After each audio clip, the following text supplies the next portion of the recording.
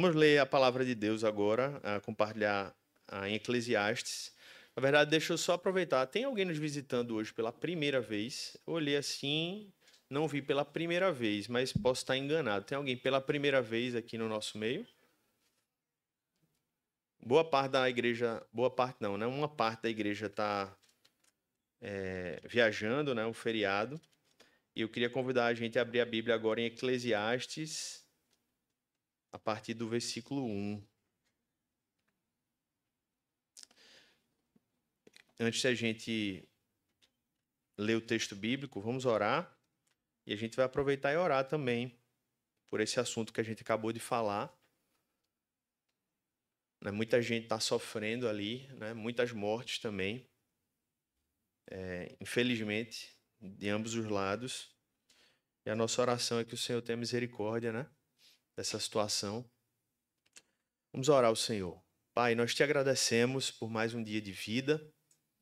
Enquanto nós falamos de guerra, nós temos ainda aqui o privilégio de, em algum sentido, não estar vivendo tamanha intensidade de guerra como eles vivem lá.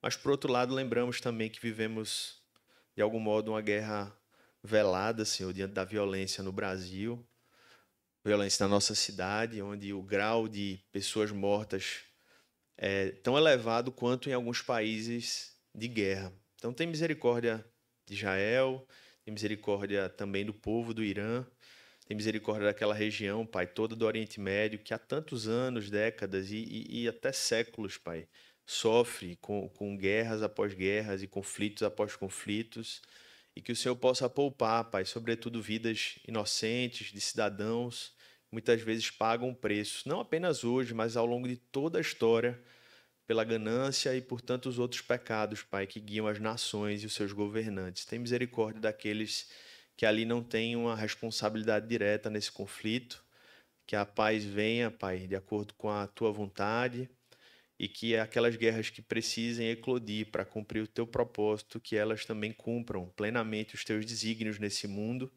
e principalmente cumpram o propósito de que o nome de Cristo Jesus seja adorado, desejado, buscado, que as guerras do nosso mundo, Pai, nos lembrem que só é possível paz plena em Cristo Jesus, que elas cumpram esse propósito em nós e na nossa realidade. Nós pedimos também que o Senhor possa abreviar, Pai, a tua vinda, que o Senhor venha, Senhor, buscar a tua igreja, venha, Senhor, implantar o teu novo reino de justiça, paz e santidade, e venha julgar, Senhor, a todo mundo, de acordo com não aquilo que nós merecemos, mas segundo a obra de Cristo, Pai. Aqueles que chegaram em Cristo, foram cobertos pelo sangue, que sejam perdoados, lavados e santificados para todo sempre.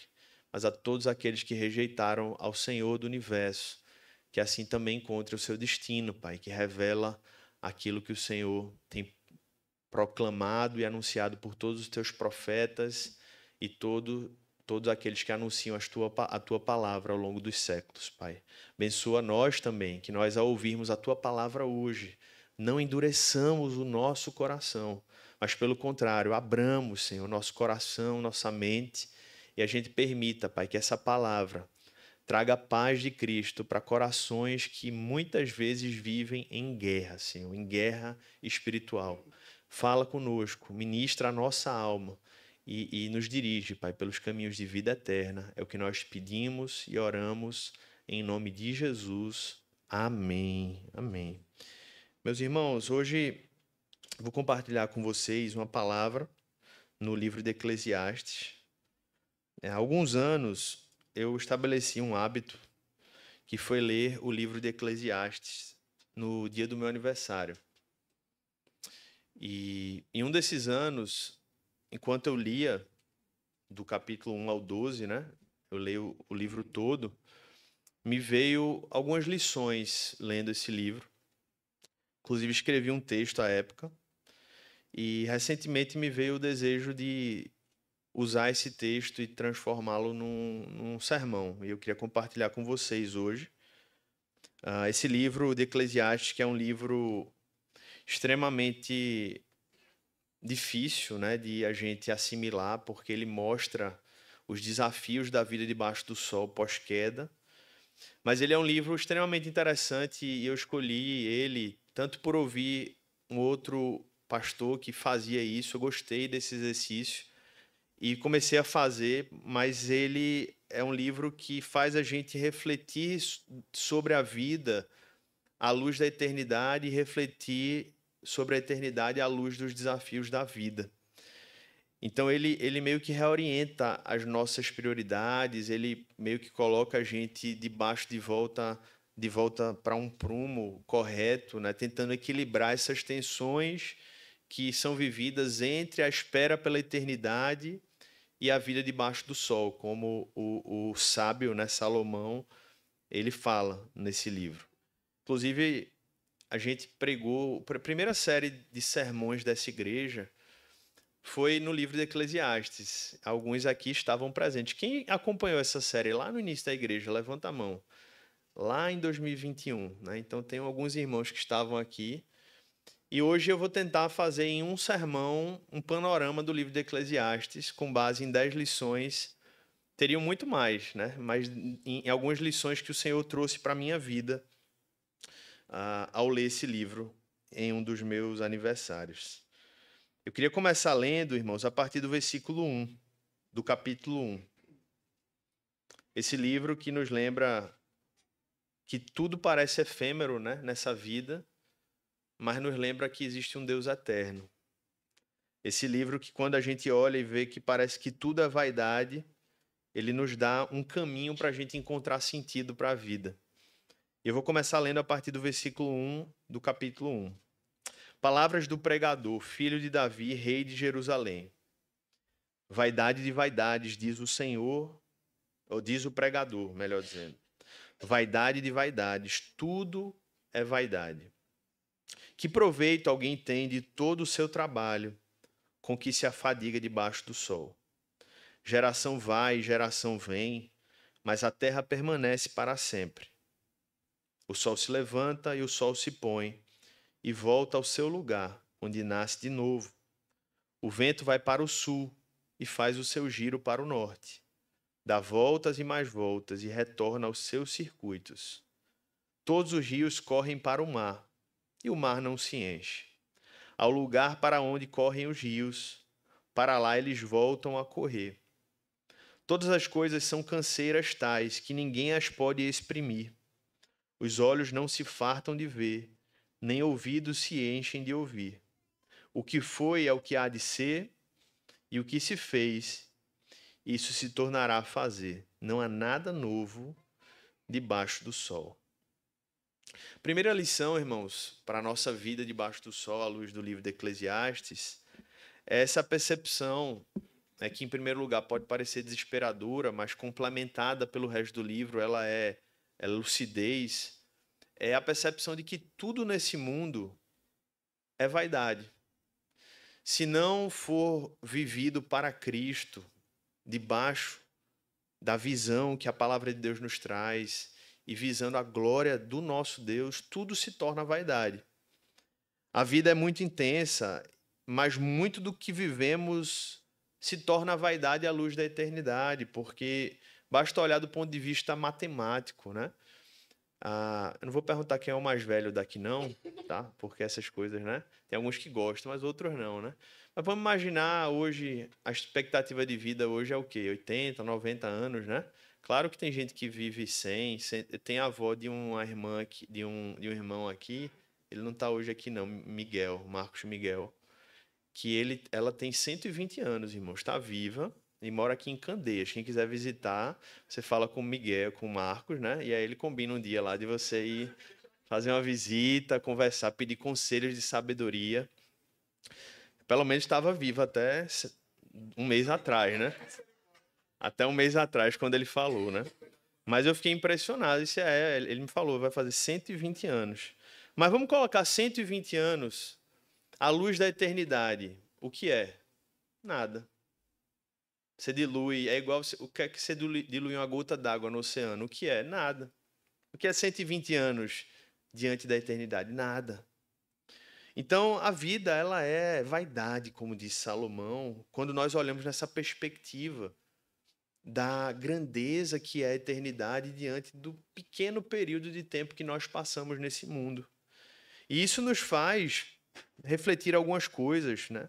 Por exemplo, a gente precisa saber muito bem, irmãos, as lutas que vamos lutar. A vida nos oferece várias lutas, não é verdade? Mas a gente precisa escolher as lutas que valem a pena ser enfrentadas. Quando a gente lembra que tudo é vaidade, às vezes a gente se preocupa com coisas que são tão pequenas, mas tão pequenas que não valem a pena o nosso esforço. Nos faz lembrar que nem todo problema é digno da nossa preocupação.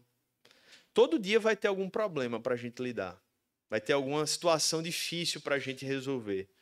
Mas será que esse problema, essa situação, é proporcional ao esforço, à ansiedade, a tudo aquilo que nós estamos empenhando para resolvê-la?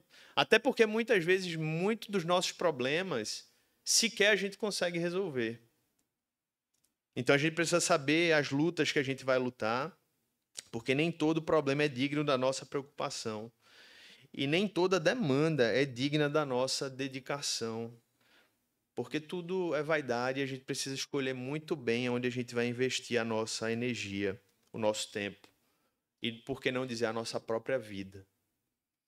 O texto continua no versículo 12 e ele diz assim: Eu, o pregador, sendo rei de Israel, em Jerusalém, dediquei-me a investigar e a me informar com sabedoria a respeito de tudo que se faz debaixo do céu. Que enfadonho trabalho Deus impôs aos filhos dos homens, para com ele os afligir. Vi todas as obras que se fazem debaixo do sol, e eis que tudo é vaidade, correr atrás do vento. Aquilo que é torto não pode ser endireitado, e o que falta não pode ser contado.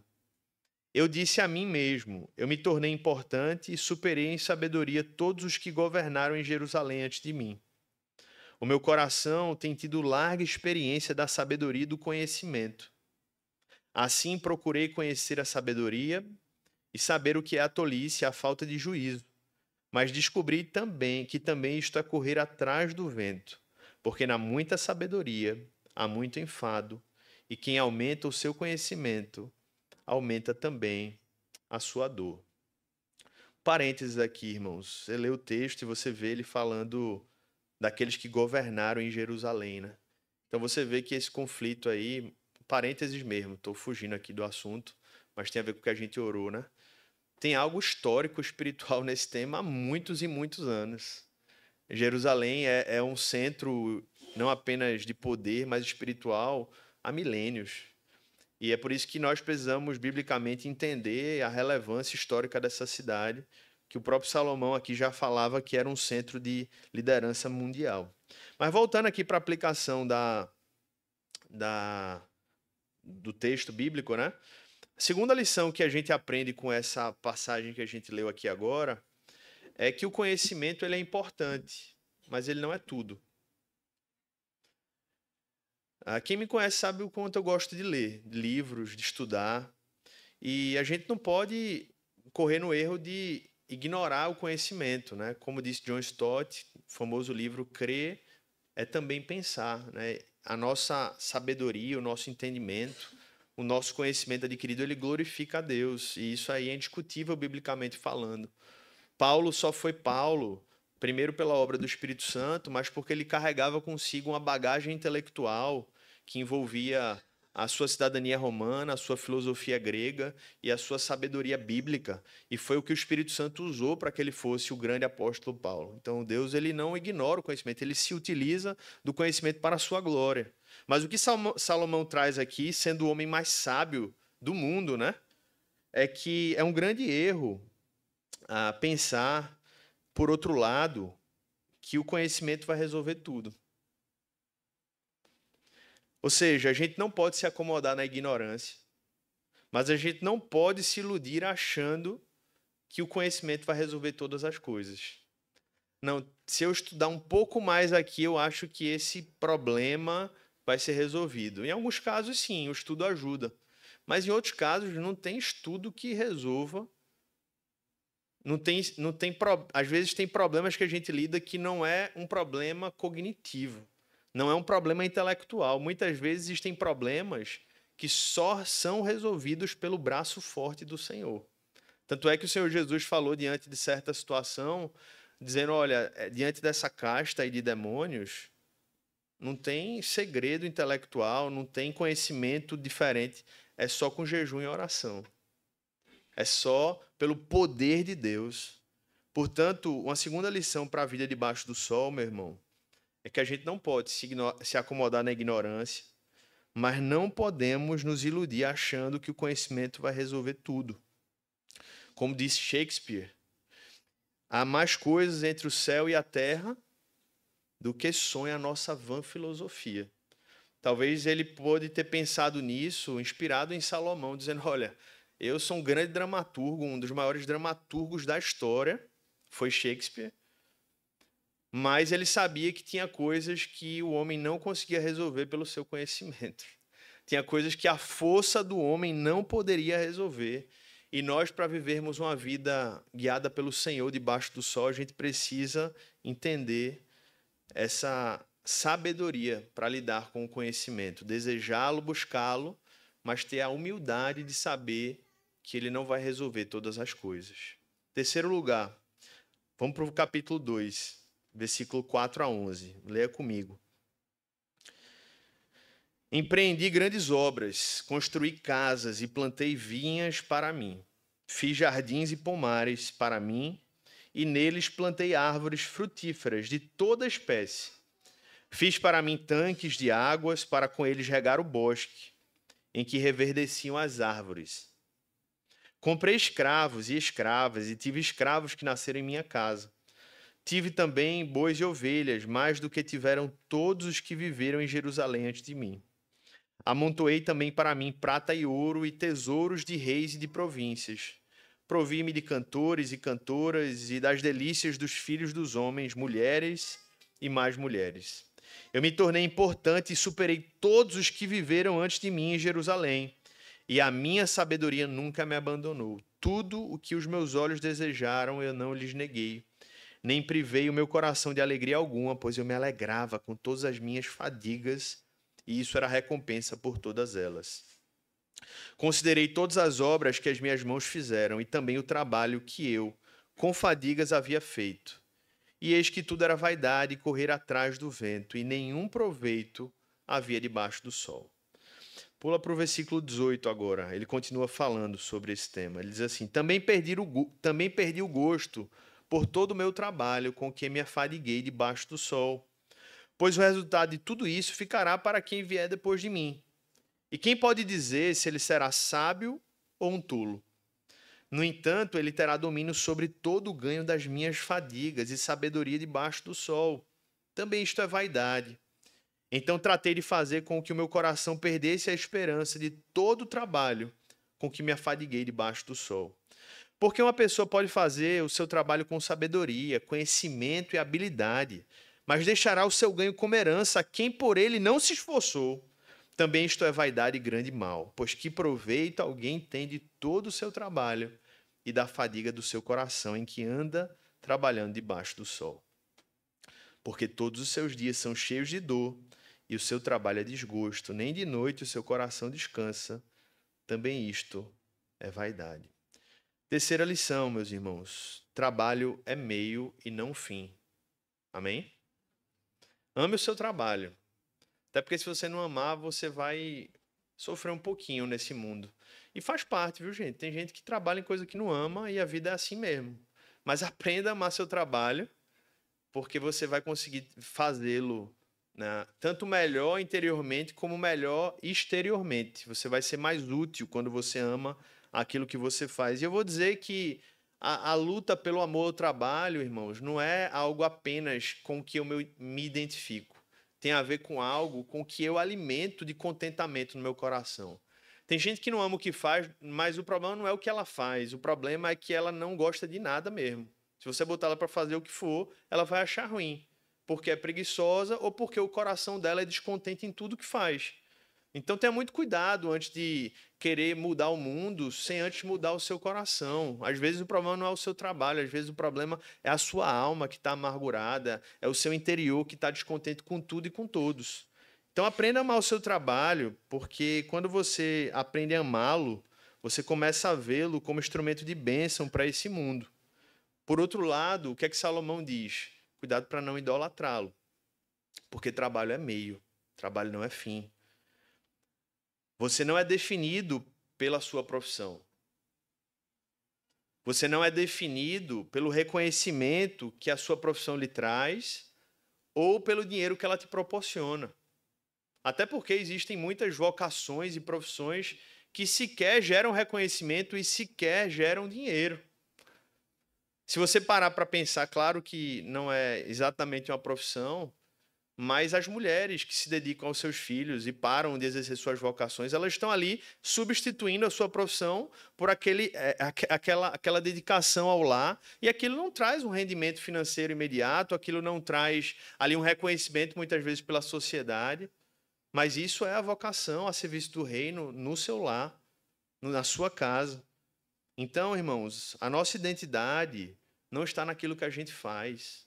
A nossa identidade está em sermos filhos de Deus. Então, você pode estar desempregado. Se você estiver em Cristo, você continua sendo um filho amado de Deus. Amém? Sua empresa pode quebrar. Se você permanecer firme em Cristo, você continua sendo digno diante do Senhor. Então, trabalho é meio, trabalho não é fim. E isso Salomão aprendeu depois de sofrer um pouco. Depois de conquistar toda a riqueza, ele disse: meu Deus, eu fiz tudo isso para deixar para os outros. Um problema bom, né? Mas ele sofreu com isso. Trabalho é meio, irmãos. Trabalho não é fim. Uma lição importante para a nossa vida debaixo do sol. Quarto lugar, capítulo 3. Texto extremamente conhecido, mas que muitas vezes a gente não consegue aprender o principal significado dessa passagem. Leia comigo. Tudo tem o seu tempo determinado, e há tempo para todo o propósito debaixo do céu. Há tempo de nascer e tempo de morrer, tempo de plantar e tempo de arrancar o que se plantou. Tempo de matar e tempo de curar, tempo de derrubar e tempo de construir, tempo de chorar e tempo de rir, tempo de prantear e tempo de saltar de alegria, tempo de espalhar pedras e tempo de ajuntar pedras, tempo de abraçar e tempo de deixar de abraçar, tempo de procurar e tempo de perder, tempo de guardar e tempo de jogar fora, tempo de rasgar e tempo de costurar, tempo de ficar calado e tempo de falar, tempo de amar e tempo de odiar, tempo de guerra e tempo de paz. Irmãos, sabe qual é a principal lição dessa passagem? No final das contas, essa passagem ela não fala, em primeiro lugar, sobre a gente ter a sabedoria de discernir os tempos. Isso é uma consequência. A principal lição dessa passagem é a gente aprender a descansar na soberania de Deus. Porque, no final das contas, quem é que define os tempos? É a gente. Se você acha que é você, você não entendeu quem você é, nem muito menos entendeu quem Deus é. Então, quando ele fala essa ideia de tempo de guardar e tempo de jogar fora, é claro que você pode trazer aplicações para a sua vida aqui. Ah, Senhor, chegou o tempo de tal coisa na minha vida. Amém. Mas antes de tirar conclusões e aplicações para a sua vida, essa passagem ela tem a ver com a compreensão de que existe tempo para tudo, porque Deus fez cada estação com um propósito. É você que diz quando chega a primavera e sai a outra estação? Não, foi Deus quem estabeleceu. Na sua soberania, ele rege a história. Então, quando ele olha e diz assim, há tempo de guerra e tempo de paz, tempo de derrubar e tempo de construir, antes de ser uma aplicação para a responsabilidade humana, antes disso, é uma aplicação para a gente criar a consciência de que nós precisamos aprender a descansar na soberania de um Deus que rege a história milimetricamente, que conduz cada passo da nossa vida. E, portanto, a gente precisa aprender a se deleitar tanto no tempo de plantar, como no tempo de se arrancar o que se plantou. Esse é o grande convite desse texto. É nós aprendermos que há tempo para tudo. E que a ansiedade não é só um problema emocional. A ansiedade é um problema espiritual, que quando é levada a cabo, quando vai alimentando a nossa alma, ela nos torna incapazes de descansarmos na soberania de Deus. Aquele que anda ansioso, enquanto está plantando, já está preocupado em saber se um dia vai precisar arrancar o que ele está plantando. Isso é doentio, irmãos. Isso é um problema espiritual. O ansioso, enquanto está construindo, já está preocupado em saber quando ele vai precisar reformar. Isso é um pecado, irmãos. Calma, ansioso. Calma. Essa é uma guerra espiritual. Há tempo para tudo. Há tempo para todas as coisas debaixo do sol. E descansar na soberania de Deus é o remédio para a alma ansiosa. É entender que há tempo para tudo. Tempo para chorar e tempo para rir. E o tempo de chorar é o tempo para se chorar sem medo e sem culpa. Porque houve o desígnio de Deus para aquele tempo. Por outro lado, o tempo de rir é o tempo de se entregar ao riso, sem constrangimento, sem pudor nesse sentido, entre aspas, porque Deus reservou aquele tempo para o sorriso. Na soberania de Deus, ele planejou aquilo. Então, irmãos, a grande lição dessa passagem aqui, tão conhecida, é que a consciência da soberania de Deus nos dá paz para a gente gozar cada momento com liberdade, com intensidade, sabendo que é Deus quem governa as estações, é Deus quem guia os nossos passos.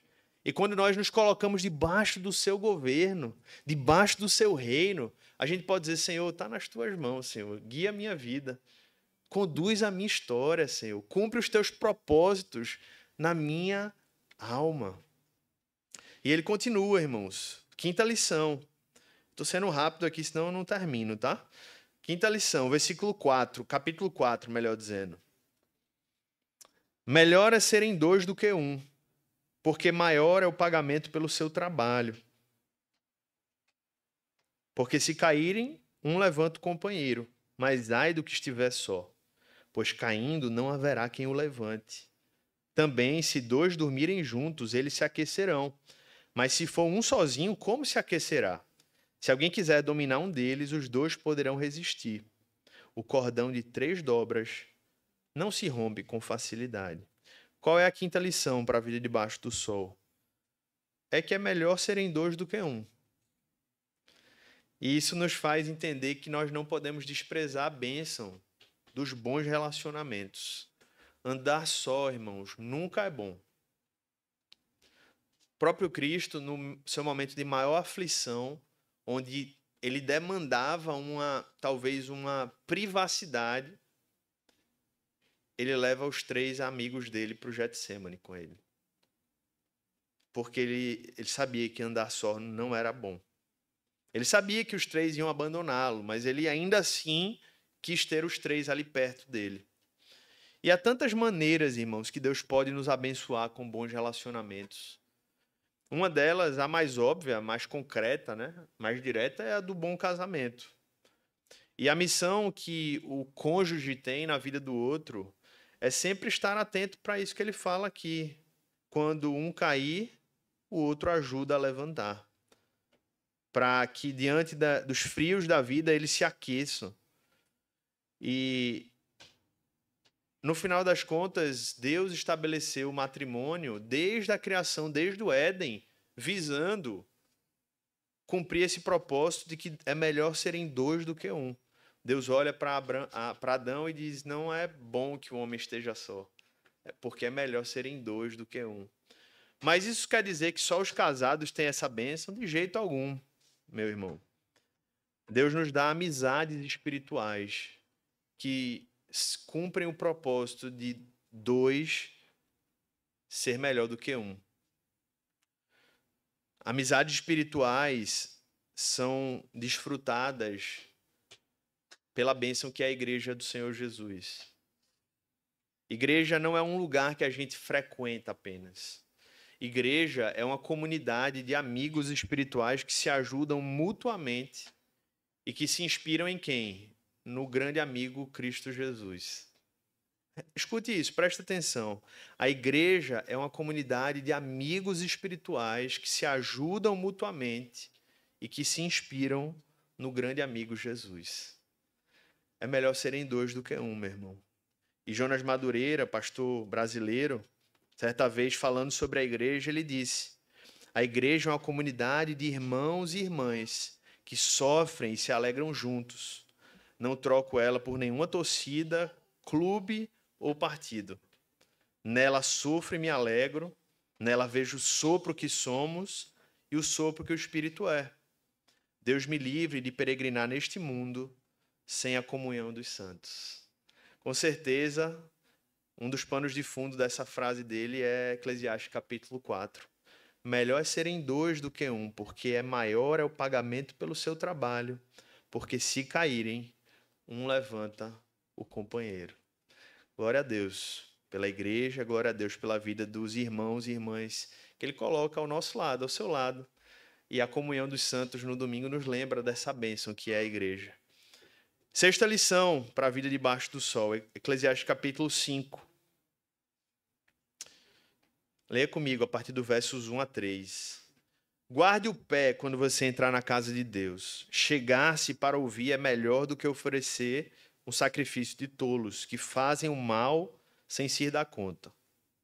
Que a sua boca não se precipite, nem se apresse o seu coração em pronunciar uma palavra diante de Deus, porque Deus está nos céus e você aqui na terra. Portanto, sejam poucas as suas palavras, porque das muitas preocupações vêm os sonhos e do muito falar as palavras tolas. Meus irmãos, a comunicação, a língua, né, como a Bíblia usa, é uma bênção de Deus. Mas tudo que é bênção pode se tornar maldição, pode se tornar meio de fazer mal. E a língua, o próprio Tiago falou sobre isso há muito tempo, de que era um dos grandes meios de destruição. Tiago capítulo 3, leia comigo. Ora, a língua é um fogo, capítulo 3, versículo 6. É um mundo de maldade, a língua está situada entre os membros do nosso corpo e contamina o corpo inteiro. E não só põe em chamas toda a carreira da existência humana, como também ela mesma é posta em chamas pelo inferno. Meus irmãos, na minha experiência enquanto pastor, tão destrutivo quanto pecados como a imoralidade sexual, que destrói muita coisa, tão destrutivo quanto são os pecados da língua. Os pecados da língua, eles são muito subestimados. Mas Tiago, ele fala aqui claramente que a língua tem um potencial destrutivo absurdo. A língua, irmãos, destrói famílias, destrói amizades, destrói igrejas. Precisamos ter cuidado com a nossa língua, irmãos. Precisamos ter cuidado porque a língua mata e ela começa matando quem faz mau uso dela, viu? Ela não só mata quem está sendo atingido, não. Normalmente quem está sendo atingido sofre, mas sofre muito menos do que aquele que faz mau uso da língua. Infelizmente, muitas pessoas que enfrentam... Todos nós enfrentamos lutas, né, irmãos? Todos, né? Todos têm algum pecado que você enfrenta lutas maiores. Mas as pessoas que enfrentam lutas contra a língua, elas acabam perdendo muita coisa, irmãos, na vida. Olha, eu vou falar agora como diretor escolar. Quantas pessoas a gente via extremo potencial, ou quando pastor de igreja também, para lidar, tinha um perfil de liderança, mas a língua inviabilizou essa pessoa de ocupar papéis. Porque tinha habilidades, mas a língua destruía toda a capacidade dela de se relacionar com pessoas.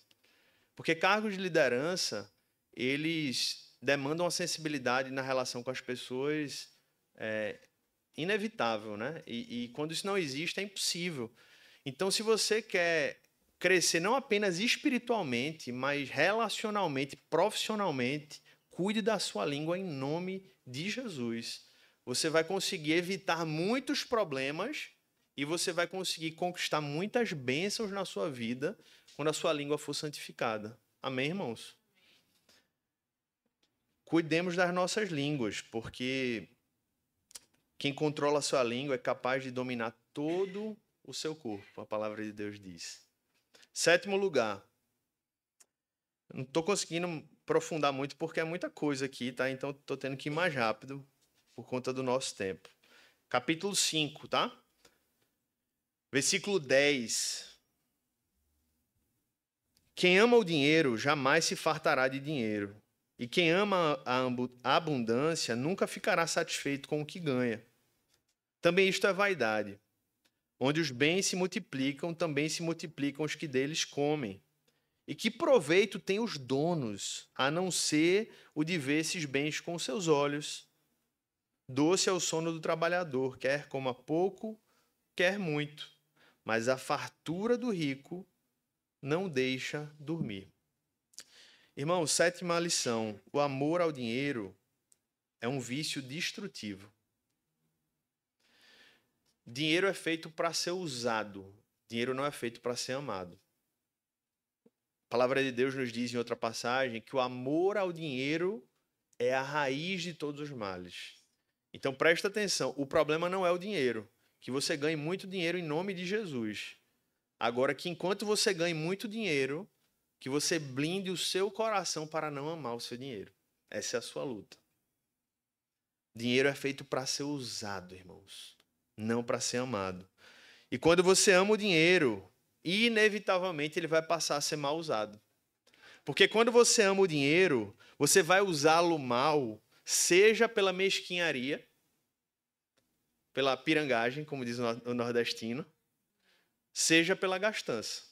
Quem ama o dinheiro sempre vai errar em algum desses extremos. Quando você ama o dinheiro, ele se torna um amante insaciável. E esse é um dos problemas também, irmãos. Não tem quem ame o dinheiro e não se veja insaciado diante dele. Nunca vai ser suficiente ter um pouco mais. Aqueles que conseguiram fazer reserva de patrimônio aí na vida, né? Seja em aplicações ou em bens. Se você entrasse na sua conta agora e tivesse o dobro na sua conta, imagina. Sabe o que ia acontecer? Amanhã você já ia estar pensando, e se eu tivesse o dobro de novo? Porque os planos que você fez com o dinheiro que você tem hoje, com o dobro você estaria fazendo outros e estaria pensando, mas se eu tivesse só mais um pouco. Esse é o problema do dinheiro, irmãos. Ele não sacia, nunca. Ele nunca sacia. Porque esses grandes bilionários, eles estão correndo. O problema não é o dinheiro no sentido físico. Aí. Eles sabem que o que eles têm é suficiente para supri-los para essa vida e para mais 10. Mas ele continua sendo insaciável, porque o dinheiro agora se tornou uma forma de poder para ele. Então, até nesse sentido, o dinheiro os torna insaciáveis. Porque Jeff Bezos quer estar disputando sempre o primeiro lugar de bilionário do mundo. Porque agora o dinheiro se tornou insaciável para ele, porque é uma representação de poder. Então, nunca vai ter o suficiente, irmãos. É um vício destrutivo. Quando se ama o dinheiro, quanto mais se tem, mais se deseja. Então, o dinheiro pode ser uma bênção, desde que ele não seja o seu grande amor. Só Cristo pode ser o nosso grande amor. Ganhe muito dinheiro, mas use o dinheiro para a glória de Deus e use para a bênção das pessoas. Se você fizer isso, você vai estar lutando contra o amor que quer se instalar no seu coração. Amém, meus irmãos? Capítulo 7, versículo 2. 8ª lição. Melhor é ir à casa onde há luto do que ir à casa onde há banquete. Pois naquela se vê o fim de todas as pessoas e que os vivos o tomem em consideração. Irmãos, eu já falei isso para vocês, eu acho que vocês me entendem quando eu falo isso, né? Que se tem uma coisa que eu gosto de celebrar é cerimônia fúnebre. Já falei isso, né? Mas vocês não me acham estranho por causa disso, não, né? Eu não gosto de ver a pessoa falecida, né? Obviamente, a morte, eu falo isso enquanto de ver o que aquele momento proporciona na espiritualidade das pessoas, com base no que está aqui, no versículo 2 do capítulo 7. Melhor é ir à casa onde há luto do que ir à casa onde há banquete. Se vocês me acham estranho, vocês se resolvam com Deus, na palavra de Deus. Pois naquela se vê o fim de todas as pessoas e que os vivos o tomem em consideração. Por que eu gosto de celebrar cerimônias fúnebres? Não é porque é fácil, não é porque é prazeroso celebrar cerimônias fúnebres. Eu gosto porque ali eu encontro uma das oportunidades mais frutíferas de pregação do Evangelho. As pessoas, quando estão diante de um falecido, elas começam a pensar inevitavelmente, daqui a pouco sou eu. Vai chegar a minha hora. E, consequentemente, elas começam a pensar em quê? Na eternidade. O que é que vai ser de mim quando chegar o meu momento? E, consequentemente, o coração começa a se abrir, a se conectar com as coisas espirituais. E o que mais anseia um ministro do Evangelho se não ver almas sensíveis à proclamação do Evangelho? Por isso, eu quero te encorajar a aprender a valorizar os funerais. Não porque eles são agradáveis. Se você achar agradável aquele ambiente, aí sim você tem algum problema. Mas porque aquelas cerimônias nos ajudam a contemplar a morte e o luto. E aí nós somos conduzidos a pensar na eternidade. Nós somos conduzidos a pensar em quão frágeis nós somos. Enquanto aquele destino também nos está reservado. Daqui a 100 anos, irmãos, nenhum de nós vai estar nesse mundo. Nem o bebê mais novo que estava nesse auditório, a não ser que tenha o DNA da avó de Marcos Miguel, né? Mas daqui a 150 anos não vai ter ninguém aqui. Ninguém. Daqui a 150 anos, ninguém que está aqui vai estar debaixo dessa terra. E eu espero que esteja todo mundo no céu, amém? Precisamos aprender, irmãos, a refletir na eternidade. Por isso que a palavra de Deus diz, melhor é ir à casa onde há luto do que ir à casa onde há banquete. Nona lição para a vida debaixo do sol. Versículo 11 do capítulo 9. Capítulo 9, leia comigo. Estamos chegando ao fim. Vi ainda debaixo do sol que os mais rápidos nem sempre ganham a corrida, que os mais fortes nem sempre vencem a batalha, que os sábios nem sempre têm pão, que os prudentes nem sempre têm riqueza, que os inteligentes nem sempre são honrados, mas que tudo depende do tempo e do acaso. Irmãos, nem sempre os mais rápidos vão ganhar a corrida. Nem os inteligentes vão tirar as melhores notas. Nem sempre os mais esforçados no trabalho vão ser promovidos. A vida é assim. A vida não é previsível. E que bom que não é previsível. Sabe por quê? Porque serve para nos lembrar de que, no final das contas, todos nós dependemos completamente do Senhor. Imagina se fosse tão previsível como nós gostaríamos. O homem se acharia capaz de ditar o seu destino. Capaz, ele já se acha, né? Seria ainda mais. E como nos ensina o salmista no capítulo 127, né? Se o Senhor não edificar a casa, em vão trabalham os que edificam. Se o Senhor não guardar a cidade, em vão vigia a sentinela. Então essa lição é muito importante, meu irmão, para a gente entender que essa imprevisibilidade da vida, ela faz bem à nossa alma. Continue se esforçando em tudo que você fizer. Isso não é uma diminuição do nosso esforço, mas é para que a gente crie a consciência espiritual de que o seu esforço não é suficiente. Ele não determina todas as coisas. Muitas coisas Deus vai fazer por meio do seu esforço. Sim, Deus não ignora o esforço. Deus não é contra o esforço. Mas Deus quer que a gente saiba que nem sempre o nosso esforço garante os resultados que a gente espera. Por quê? Porque ele quer que a gente saiba que só existe um Deus. e que todos os outros continuam sendo o quê? Homens.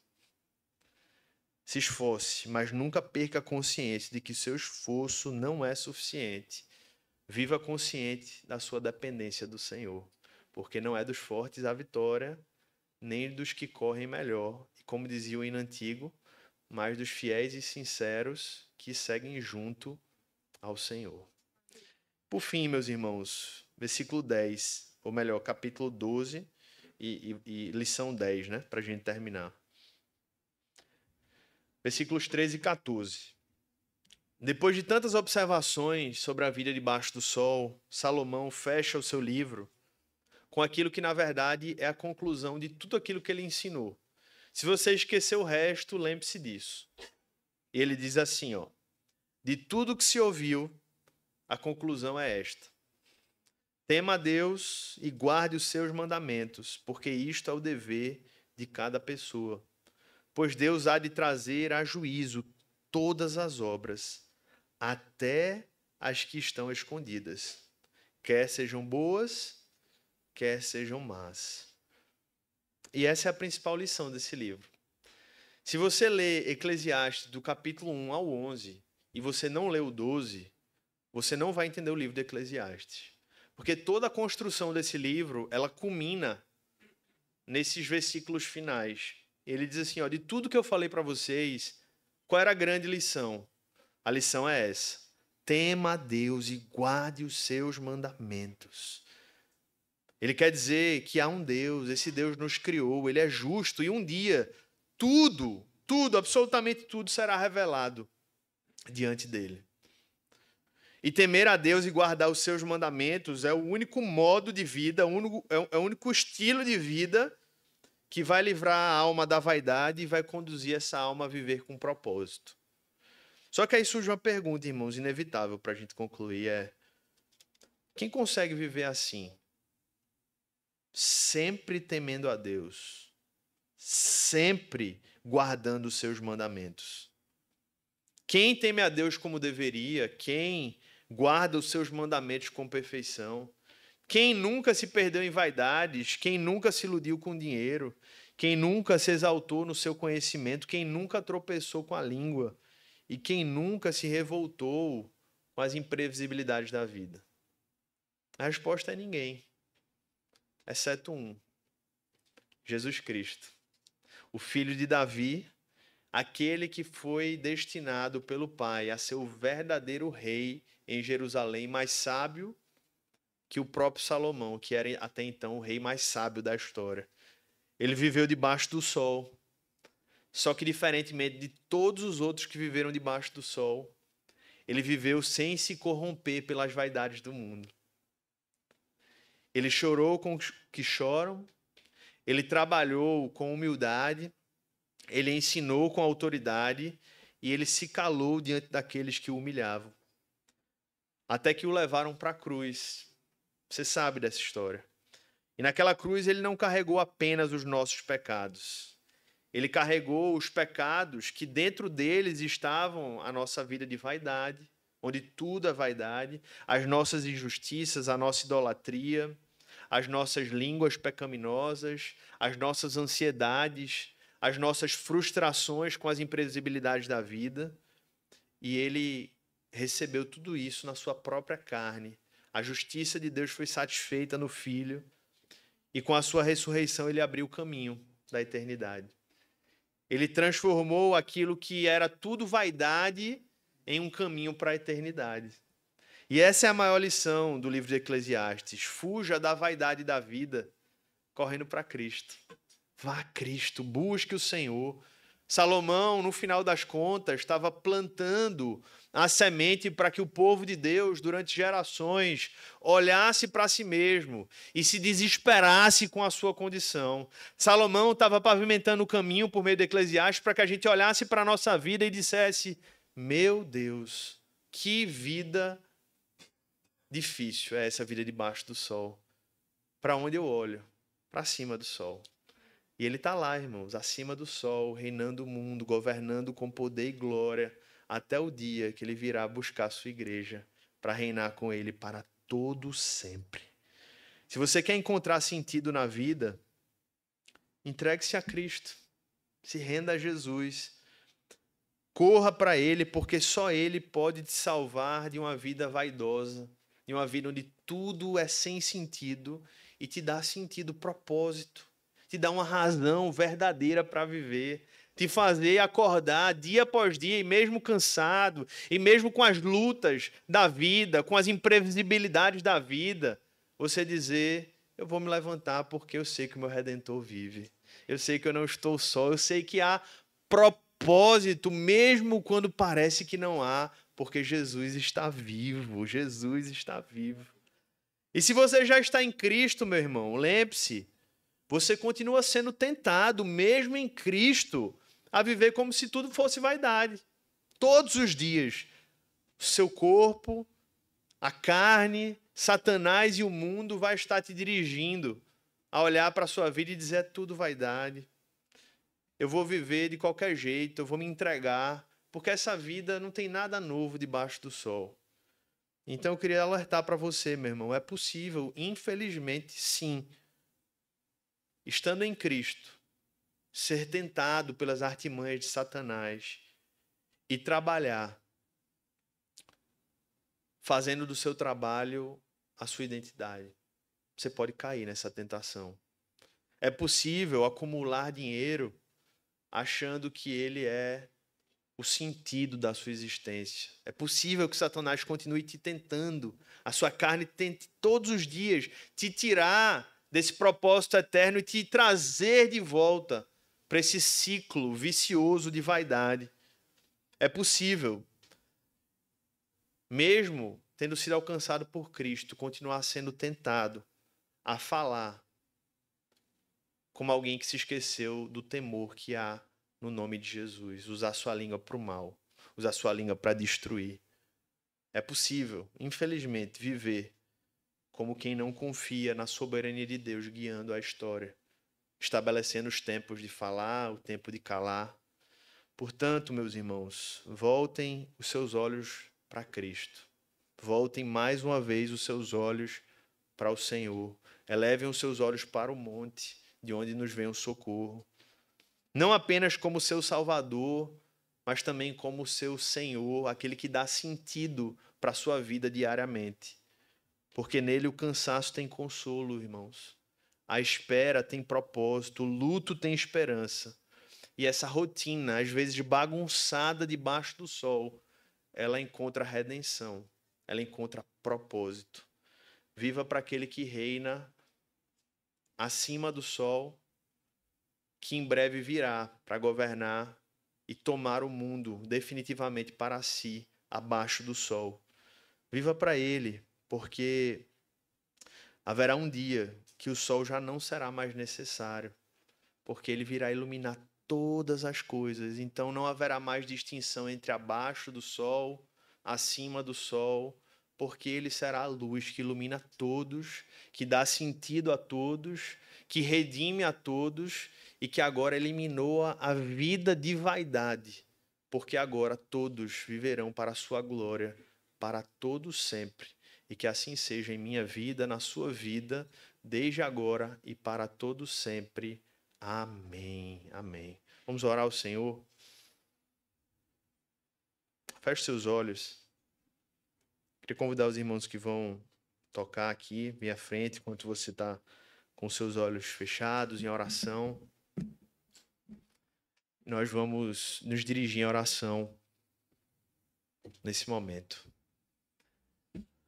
Senhor Deus, nós estamos aqui como tua igreja e nessa manhã nós fomos abençoados, instruídos, encorajados. E eu oro para que cada uma dessas lições, Senhor, elas possam alcançar os corações de acordo com aquilo que o Senhor precisa ministrar. Eu sei que cada um aqui chega, Pai, com as suas feridas, com seus medos, com as suas expectativas, com as suas falhas, pecados, com as suas alegrias também. E a minha oração é que o Senhor pegue e use dessa palavra, Pai, aqui que foi ministrada pela tua graça e possa aplicar nos corações aqui, Senhor, aquilo que nós precisamos a aplicar em nossas vidas, aquilo que nós precisamos mudar, aquilo que precisa ser diferente.